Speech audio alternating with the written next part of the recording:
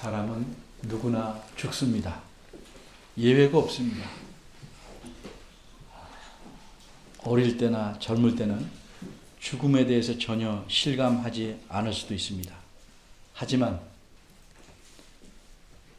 죽음의 그림자가 자기 뒤에서 어른거리는 걸 느끼기 시작하는 때가 닥치게 될 것입니다. 그리고 마침내 때가 이르면 죽게 마련입니다. 이렇게 사람이 태어나서 죽을 때까지의 기간을 수명이라고 합니다. 그런데 이 수명이 언제부터 있었을까요? 맨 처음에 하나님께서 세상을 창조하셨을 때는 수명이 없었습니다. 사람에게도 없었고 육축과 들의 모든 짐승에게도 수명이 없었습니다. 사실이 그랬습니다. 그럼 수명이 없으면 언제까지 살 수 있을까? 죽지 않는 것이니까 영원히 사는 것입니다. 어떻게 죽지 않고 영원히 살 수 있었을까? 사람이 하나님의 한 가지 말씀에 순종하는 한 영원히 살 수 있었습니다. 육축이나 짐승들도 사람에게 달려 있었습니다. 사람이 하나님의 그 한 가지 말씀에 순종하는 한 그것들도 영원히 살 수 있었습니다. 이처럼 영원히 사는 것은 전적으로 사람에게 달려 있었습니다. 근데 그 순종해야 되는 말씀이 무엇이었습니까? 아주 간단한 것이었습니다. 에덴 동산 중앙에 있는 어떤 한 나무의 열매를 따먹지 말라는 것이었습니다. 만일 따먹으라 하셨다면 힘들 수도 있습니다. 근데 따먹지 말라는 말씀은 그 지키기가 매우 쉽고 간단합니다. 그저 안 하면 됩니다. 그런데 사람은 안 해도 될 일을 했습니다. 금지한 열매를 따먹었습니다. 하나님께서 정녕 먹으면 죽으리라고 말씀하시면서 따먹지 말라고 한 열매를 따서 먹었습니다. 그런데 이것은 하나님의 말씀 한마디를 안 들은 정도가 아닙니다. 그 말씀을 듣지 않은 데에는 내면에 깊은 소원, 동기가 있었습니다. 그것이 무엇인가? 사람이 하나님과 같아지려고 한 것입니다. 그래서 하나님을 배신하였고 하나님과 같아지려니까 하나님께 반역을 하게 된 것입니다.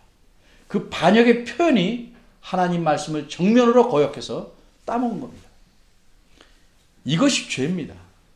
죄는 단순히 말을 안 들은 게 아니고 하나님에 대한 저항이고 반역이고 하나님에게서 멀어지는 겁니다. 그래서 이 죄 때문에 사람은 죽게 되었습니다. 이래서 수명이 생긴 겁니다. 그리고 수명은 서서히 줄어듭니다. 모세 때에는 우리와 비슷하였습니다. 이렇게 사람은 죄값으로 모두 죽게 정해졌습니다. 그래서 히브리서 9장 27절에는 한 번 죽는 것은 사람에게 정하신 것이요 라고 아주 뚜렷하게 선언합니다. 그럼 죽고 나면 어떻게 될까? 같은 구절 후반절은 그 후에는 심판이 있다 이렇게 말씀합니다.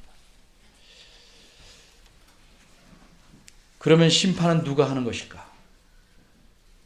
그 심판의 기준은 무엇일까? 오늘 본문을 보겠습니다. 오늘 본문은 예수님께서 31절부터 46절까지 길게 말씀하신 내용의 뒷부분입니다.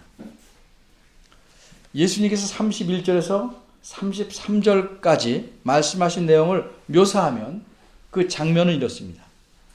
수많은 사람이 모였습니다. 이 세상, 아니 온 우주의 역사상 이렇게 많은 나라들과 많은 사람들이 모여든 것은 이번이 처음이자 마지막입니다. 수많은 사람들이 어떤 분 앞에 전부 모여 있습니다. 이전에 죽었던 사람도 살아나 있고 모든 사람이 다 모여 있습니다. 그들 앞에는 영광이 가득한 모습으로 어떤 한 분이 앉아 계십니다. 그분의 좌우에는 수많은 천사들이 있고 이분은 보좌에 앉으셨습니다. 이분께서 거기 모인 사람들을 딱 두 종류로 나누십니다.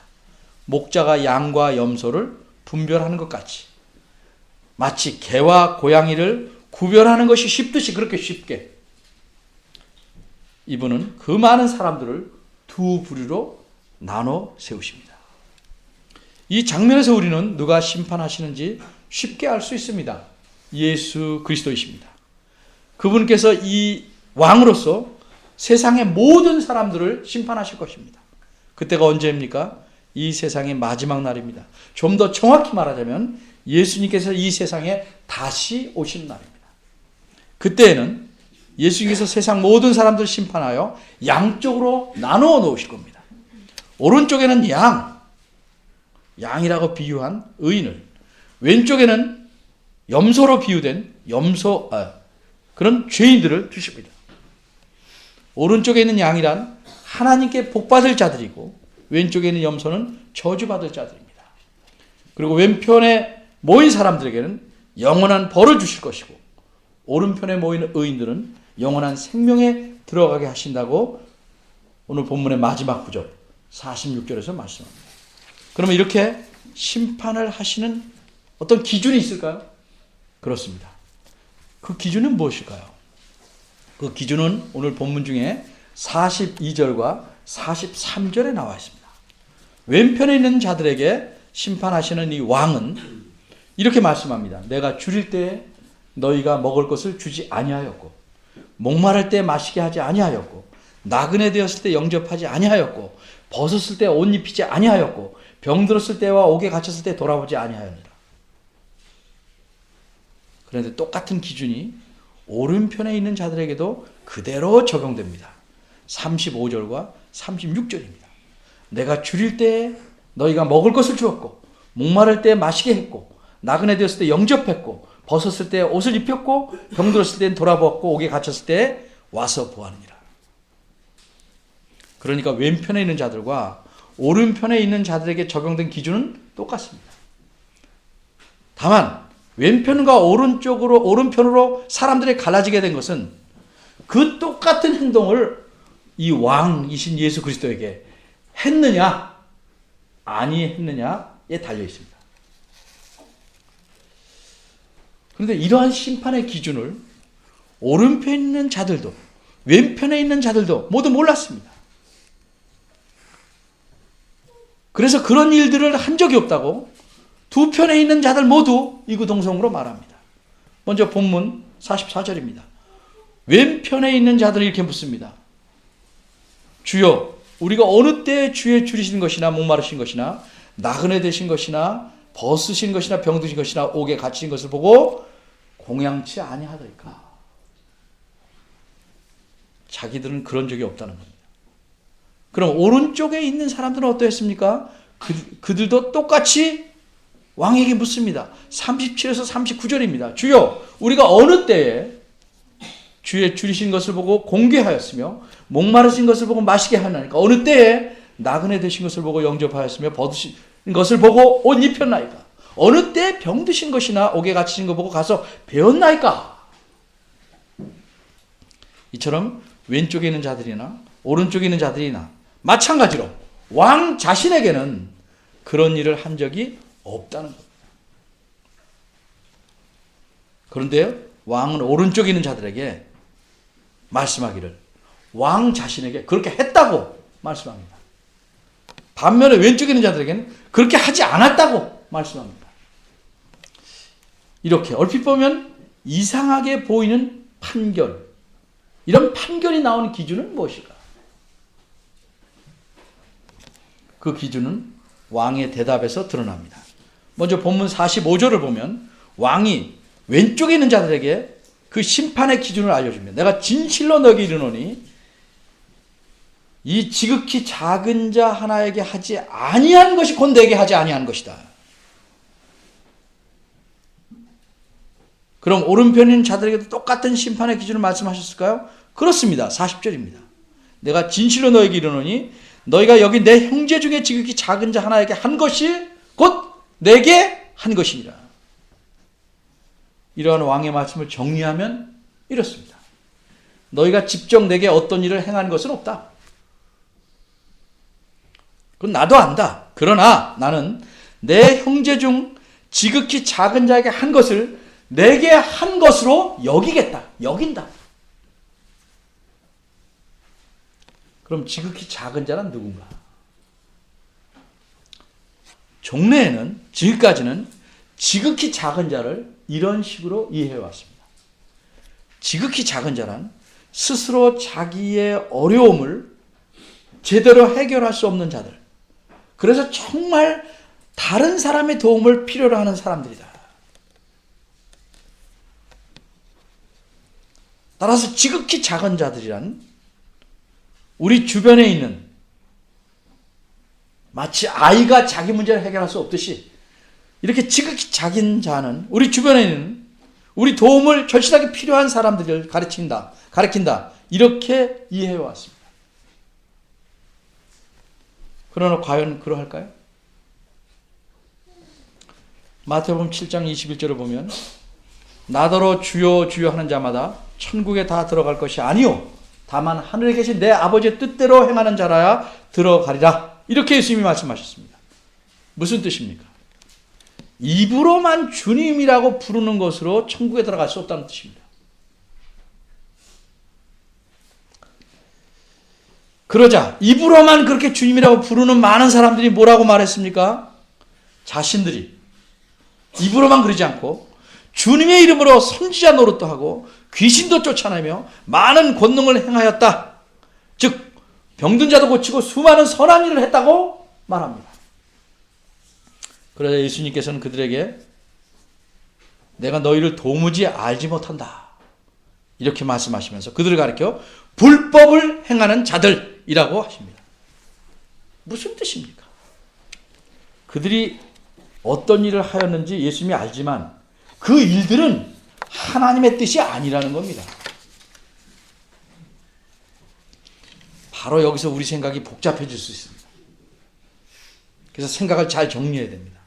어째서 병든 자들을 고치고 선지자 노릇을 하고 귀신을 쫓아내는 이런 좋은 일들이 하나님의 뜻이 아닌가 하고 의아해할 수 있습니다. 내 이웃을 사랑하는 것이 중요한 계명 아닙니까? 그렇기 때문에 그들이 그렇게 이웃에게 다른 사람들이 그렇게 한 것은 당연히 하나님의 뜻을 행한 것이 아닙니까? 이웃을 돕는 것은 하나님께서 원하시는 바입니다. 그런 의미에서는 그들이 행한 것은 하나님의 뜻이라고 말할 수 있습니다. 그런데 그것이 천국에 들어가는 것과 연관된 하나님의 뜻은 아니라는 겁니다.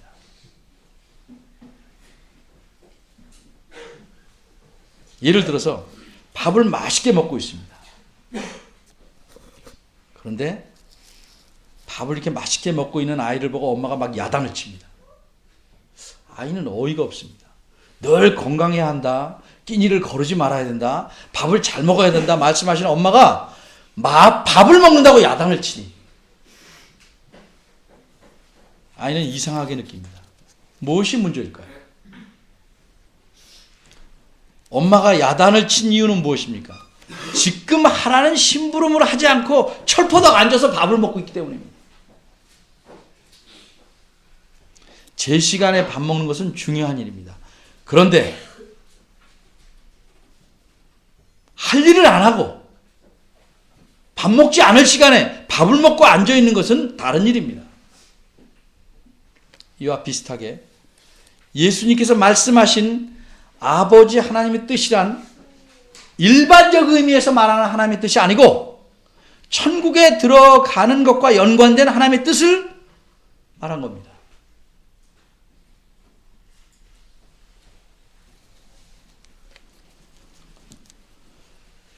천국에 들어가는 것과 연관된 하나님의 뜻, 그것은 무엇일까? 한마디로 예수님을 믿는 겁니다. 예수님이 그리스도시며 하나님의 아들이심을 믿고 받아들이는 겁니다. 그리고 의지하는 것입니다. 그리고 신뢰하는 것입니다. 이것이 천국에 들어가는 것과 직결된 하나님의 뜻입니다. 그 뜻은 행하지 않고 다른 일반적인 하나님이 원하시는 것들을 입으로 주여하는 자들은 행했습니다. 그리고 그걸 가지고 천국에 들어가겠다고 합니다. 오늘 본문에서 지극히 작은 자는 도움을 필요로 하는 자인 것은 맞습니다. 그런데 도움을 필요로 하는 사람들 모두를 가리키질 않습니다. 왜 그렇습니까? 지극히 작은 자라는 말을 한정 짓는, 꾸며주는 말이 붙어있기 때문입니다. 그것이 무엇입니까? 내 형제 중에서입니다. 다시 정리하면 내 이웃을 사랑하는 말씀대로 이웃을 사랑하는 것은 잘하는 일입니다. 그것도 하나님의 뜻을 행한 일입니다. 세상 모든 사람에게 선을 행하고 도움을 주는 일은 세상 전체를 향한 하나님의 뜻입니다. 해야 될 일입니다. 그런데 그것이 마지막 날 심판의 기준은 되지 않는다는 말입니다. 예를 들면 합창단에서 노래를 잘하는 사람을 뽑으려고 합니다. 근데 어떤 사람이 와서 전 노래는 잘 못합니다. 그런데 그림을 참 잘 그립니다. 이렇게 말해요. 그림 잘 그리는 것 좋은 재능이고 훌륭한 것이지만 그것이 합창단에서 뽑을 기준이 되지는 않는 것입니다. 마찬가지로 세상에서 도움을 필요한 사람을 돕는 것 훌륭하고 가치 있고 또 하나님이 그러시기를 바라는 일이지만 그것이 마지막 날 심판의 기준이 되지는 않는다는 뜻입니다. 심판의 기준이 되는 것은 내 형제 중에서 지극히 작은 자에게 한 일입니다. 오직 그것만을 왕이신 예수님은 자신에게 행한 일로 간주하시겠다는 의미입니다. 다른 일들이 다 좋은 일이라 할지라도 또 그런 일을 함으로써 하나님께 영광을 돌릴 수 있다고 할지라도 그런 모든 좋은 일 전부를 왕 자신에게 한 일로 간주하시지는 않겠다는 말씀입니다. 그럼 내 형제란 누구인가? 먼저 마태복음을 살펴서 예수께서 누구를 가리켜 내 형제라고 하셨는지를 알면 됩니다. 마태복음 10장 50절을 보면 가족들이 자신을 찾으러 왔습니다. 그때 하신 말씀이 가족들이 자기 형제인 줄 아시죠? 모친이 형제인 다 압니다. 그런데도 뭐라고 말씀해요? 누구든지 하늘에 계신 내 아버지의 뜻대로 하는 자가 내 형제요 자매요 모친이라 이렇게 말씀합니다. 또 이 뒤에 마태복음 28장 10절에 가면 예수님께서 가라사대 무서워 말라 가서 내 형제들에게 갈리로 가라 하라 거기서 나를 보리라 이렇게 말씀합니다. 또 예수님이 하신 말씀 요한복음 20장 10절에 보면 예수님 막달라 마리아에게 이렇게 말합니다. 너는 내 형제들에게 가서 이르되 예수님의 친형제를 말하는 거 아닙니다. 내가 내 아버지 곧 너희 아버지 내 아버지 곧 너희 아버지 내 하나님 곧 너희 하나님께로 올라간다 하라 이렇게 말씀합니다. 이처럼 예수님은 넓게 말하면 예수님을 믿는 자들 예수님을 믿고 따르는 자들 좀 좁게 말하면 예수님의 제자들을 가리켜서 내 형제라고 말씀하신 겁니다. 왜 이렇게 하셨는가? 그 이유를 히브리서 2장 11절에서 이렇게 말합니다. 거룩하게 하시는 자와 하나님을 가리키죠. 거룩하게 함을 입은 자들 하나님 믿는 자들입니다. 예수 그리스도 믿는 자들이 다 하나에서 나지. 그러므로 예수님은 그들을 형제라 부르시기를 부끄러워 아니하셨다. 이렇게 설명합니다. 예수님은 예수님을 믿지 않는 사람들을 가리켜서 내 형제라고 말씀하지 않으셨습니다. 내 형제는 예수 그리스도를 믿는 사람들 말합니다. 따라서 마지막 심판에서는 예수님을 믿는 자들 중에서 도움이 필요한 자들에게 행한 일들만 심판의 기준이 됩니다. 착한 한 일 전체가 아닙니다. 이 세상의 여러 사람들에게 행한 것도 좋은 일이고 해야 될 일이지만 그것은 심판의 기준이 되지는 않습니다. 그러면 어째서 이것만이 예수님을 믿는 사람들 중에 지극히 작은 자들에게 행한 것만이 심판의 기준이 될까? 예수님 믿는 사람 중에 넉넉하고 풍성한 사람에게 행한 잘한 일, 그게 되는 게 아니고 지극히 작은 자들에게 행한 일만 심판에서 기준이 될까? 어떤 의미에서 이것이 기준이 되는 것일까? 이 질문에 답하기 전에 우선 큰 틀을 한번 생각해 보겠습니다. 오늘 본문 앞에 34절을 보면 오른편에 있는 자들을 가리켜 예수님께서는 이렇게 말씀합니다. 하나님께 복을 받을 자들이며 하나님 나라를 상속하라, 이렇게 말씀합니다. 쉽게 말하자면 이 오른쪽에 있는 사람들은 하나님께 복을 받아서 하나님 나라에 들어간다는 뜻입니다. 그런데 이 사람들을 가리켜 37절과 46절에서는 의인들이라고 표현합니다. 지금 여기서 행하고 있는 심판은 세상 마지막 날 온 세상을 심판하시는 그 마지막 심판을 묘사하고 있는 겁니다. 그리고 이 심판에서 최종적인 판결로서 오른편에 있는 자들을 가리켜 의인들이라고 표현합니다. 여러분, 어떤 사람이 의인이라는 칭함을 받을 수 있습니까?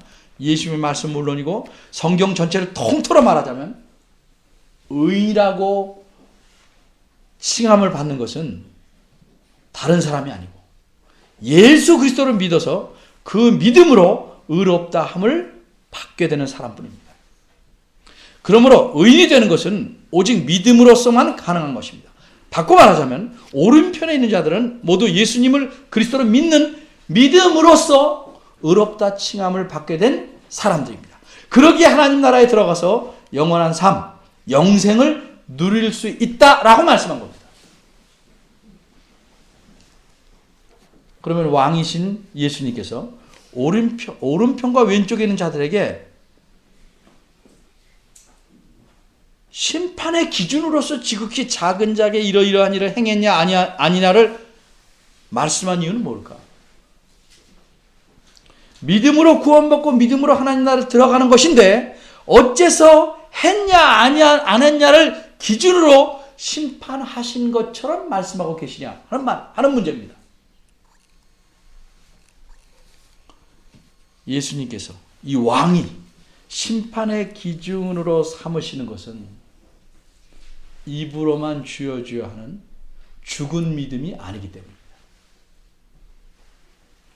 이른바 입술에만 묻어있는 믿음, 그런 죽은 믿음을 보고 심판하는 것이 아니기 때문입니다. 믿음이란 반드시 살아있어야 합니다. 바꿔 말해서 믿음이 살아있음을 증거해야 합니다. 그런데 믿음이 살아있다는 것을 증거하는 결정적인 증거는 무엇입니까? 그것은 왕이 정하시기를, 예수님께서 정하시기를 예수님을 믿는 자들 중에 지극히 작은 자들을 도왔느냐 하는 것입니다. 다른 사람을 열심히 구제하고 봉사하고 배려하는 일 참 좋은 일입니다. 하지만 예수님을 믿는 자들을 제쳐놓고 그렇게 하는 것이라면 그것을 믿음이 있다는 증거로 삼을 수는 없다는 뜻입니다. 예수 그리스도를 믿는 믿음이 없는 사람들도 선한 일을 많이 합니다. 많이 할 수 있습니다. 그러나 그들은 예수님께 선한 일을 할 수는 없습니다. 그러기에 예수님은 예수님 자신에 대해 예수님 자신을 어떻게 대했느냐를 믿음의 결정적 증거로 여기셔서 이것을 심판의 기준으로 삼으신다는 말씀입니다. 따라서 일반적인 선한 일을 수없이 많이 했을지라도 예수님에게 믿음의 증거를 보이지 못한 자들은 46절에 있는 대로 영원한 벌에 들어갑니다. 그것은 어떤 것인가? 42절에서 드러납니다. 그것은 마귀와 그 부하들이 가기로 정해진 곳에 들어가는 것입니다. 한마디로 지옥입니다. 믿음이 없는 자들, 믿음의 증거를 보이지 못한 자들은 그 지옥에서 영원히 벌을 받을 것입니다. 반면에 믿음의 증거를 가진 자들은 영생에 들어갑니다. 즉 하나님 나라 안에서 영원히 살 것입니다. 이렇게 영원히 살게 됨으로써 죄로 인해서 생긴 우리의 수명이 사라지게 될 것입니다. 그래서 우리는 하나님의 원래 의도대로, 사람을 지으신 원래 의도대로 영원히 살게 될 것입니다. 하나님께서 세상을 창조하시고 처음 사람을 지으실 때 가지신 의도대로, 에덴에서 영원히 살게 하시려는 의도를 가지신 그 의도대로 우리는 하나님과 함께 하나님 나라에서 영원히 살게 될 것입니다. 어떤 이들은요, 농담 반 진담 반으로 이런 식으로 말하기도 합니다. 영원히 산다는 것은 지겨울 거다. 그런 분들에게 먼저 이렇게 묻습니다. 우선 영원한 형벌, 지옥에서 받아야 되는 영원한 형벌을 계속 영원히 받으면 하도 많이 벌을 받아서 그 형벌이 무뎌질까요? 형벌을 받아도 아무 느낌이 없을 만큼 받을 만한 것이 될까요? 덤덤해질까요? 그렇지 않습니다. 오히려 끔찍한 형벌을 받으면 생각만 해도 공포가 더 옵니다. 더 고통이 옵니다. 그래서 그런 형벌이 계속됩니다. 극히 고통스럽습니다. 영원히 죽지 않는 가운데 계속 그런 형벌이 지속됩니다.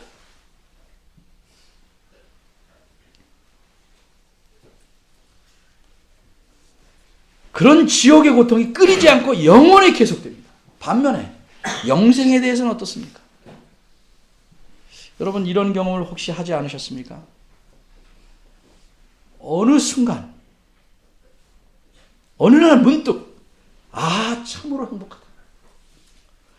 이 순간이 계속되었으면 좋겠다. 이처럼 이 세상 무엇과도 바꿀 수 없게 행복하다고 느낀 순간이 있을 겁니다. 이런 행복한 순간이 끝없이 계속되는 것이 영원히 사는 삶입니다. 지겨울 틈이 없습니다. 행복의 행복이 계속됩니다. 그것이 하나님과 함께 사는 삶입니다. 지옥에서 형벌이 줄어들지 않는 것처럼 행복의 농도도 밀도도 영원히 무뎌지거나 줄어들지 않습니다. 또 어떤 이들은 이렇게 반문합니다. 하나님은 사랑이신데 사람을 지옥에서 영원히 벌받게 하실 수가 있냐? 묻습니다. 그렇다게 들립니다. 그런데 하나님의 사랑이 어떤 겁니까? 하나님은 사랑이시기에 자기 아들을 죽이셨습니다. 그 끔찍한 일을 행하셨습니다. 사랑이시기에 자기 아들을, 죄 없는 아들을, 죄인들을 대신하여 죽게 하셨습니다. 그리고 그를 믿으면 구원을 주시겠다고, 영생을 주시겠다고 약속하셨습니다.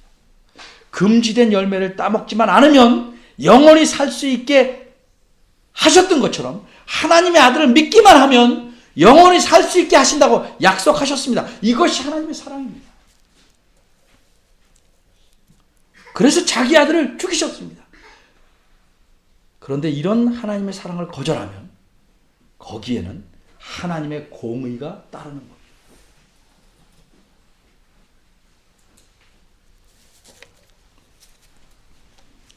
예수님은 장차 왕으로서 이 세상에 오셔서 믿음의 증거가 있는 자에게는 영생을 주시고 그런 증거가 없는 자에게는 영모를 주실 심판자이십니다. 이 마지막 심판의 기준은 믿음이 있음을 보이는, 내 형제 중에 지극히 작은 자에게 행했는가 하는 그것이 결정적인 증거입니다. 예수를 믿는 자들 중에서 지극히 작은 일에 자에게 행한 일, 그것이 결정적인 증거입니다. 우리는 교회적으로 또 개인적으로 여러 가지 봉사와 구제를 많이 하려고 했습니다. 참 좋은 일입니다. 그런데 예수님을 믿는 형제 자매들의 어려움에 대해서 눈을 감은 채 밖으로만 그런 일을 한다면 그것은 선한 일이긴 하지만 믿음의 표현은 아닙니다. 어쩌면 그런 일들은 예수 안 믿는 사람들처럼 자기 만족을 위한 일일 수도 있습니다. 자기 이름을 내려는 일일 수도 있습니다. 때로는 교회가 예수 안 믿는 사람들처럼 교회 이름을 내려고 하는 일일 수도 있습니다. 사람은 행함으로 구원 얻는 것이 아니고 믿음으로만 구원 얻습니다. 그리고 구원 얻는 이 믿음이란 죽은 믿음이 아니고 살아있는 믿음이기 때문에 그 증거를, 예수님이 원하시는 증거를 나타내야 합니다. 그것이 무엇인가? 예수님께서 내 형제라고 부르는 사람들 중에 지극히 작은 자들에게 필요한 일을 행하는 것입니다.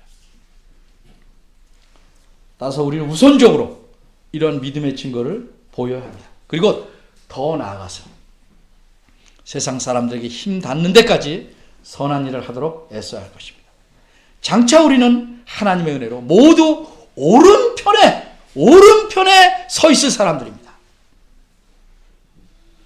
그러므로 믿음의 증거가 확실히 드러나는 삶을 우리의 일생 동안 내보여야 합니다. 그렇게 살도록 애를 써야 합니다. 수명이 사라져버린 영원한 삶, 그런 삶을 여러분 모두가 하나님 나라에서 함께 누리시기를 바랍니다. 기도하겠습니다. 하나님, 참 저희들은 무디고 자신의 자존심과 그 알량한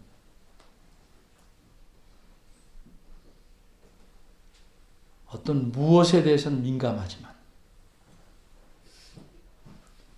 하나님이 요구하시는 바에 대해서는 참 둔하고 알면서도 게으릅니다. 이런 저희들을 용서하시고